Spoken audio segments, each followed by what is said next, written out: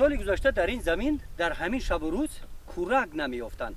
امسال باشد گرچند مراتبه چهارم خوجگیداران حاصل پخته این زمین را جمع‌آوری نموده باشند هم حالا هم حاصل بسیار است.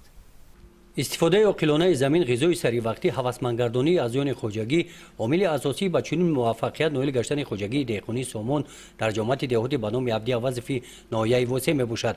از همین زمین ها تا روز 31 اکتبر خوجگیداران به قدر 35 سنتنری حاصل جمع‌آوری نموده نیت دارند که علاوه به نقشه حاصل باقی مانده پخته را پوره جمع‌آوری می‌نمایند. با مانند خوجگی دهقانی سامان دیگر خوجگی های دهقانی پختکار همین گونه صافدلانه مهنت نمودند. این موفقیت خوجگی ها بود که در ناحیه یکی از اولین ها شده جماعت دهاتی به نام عبدی وظیف نقشه دورنمای پخته را پیش از مهلت اجرا کردند.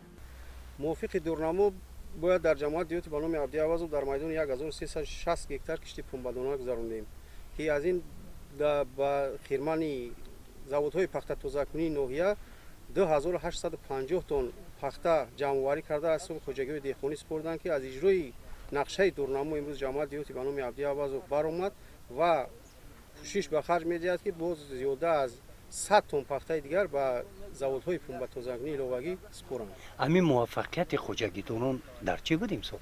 موفقیت خوجگیداران بلند شدن نرخ و نوای پخته، ارزش پخته. امسال و ارزش هوسمندی خوجگی‌های دهقانیان از این زیاد شد که در آینده باز از این هم دورنمای کشت پخته زیاد کرده بشه. بعد جمع‌آوری حاصل پخته خوجگیداران به جمع‌آوری حاصل سبزی و دیگر محصولات‌های کشاورزی شروع می‌نمایند. آخرهای ماه اکتبر سبزی در حال نشونما قرار دارد. تا جمع‌آوریش یک چند روز دیگر مانده است. سبزی پیاز بروقتی نیز در حالت خوب قرار دارد. موافق دورنما برای کشتی گذراندن کشتی تیرموی در جماعت دهاتی به نام عبدی وظیف باید در میدان 40 هکتار کشتی پیاز و 15 هکتار کشتی سبزی گذرانده شود و تا امروز در میدان 25 هکتار کشتی پیاز و 7 هکتار کشتی سبزی گذرانده شده است که برای تامین امنیت عضوخوری جمهوری و بلند برداشتن نیک احوالی خلق خوجگی‌های دهقانی جماعت سهم خود را می‌گذارند. امسال برای کشاورزان جماعت دهاتی به نام عبدی وظیف ناحیه واسع در همه سمت‌های خوجگیداری سالی با برار آمد. نقشه دورنمای پخته بعد 15 سال امسال اجرا گردید.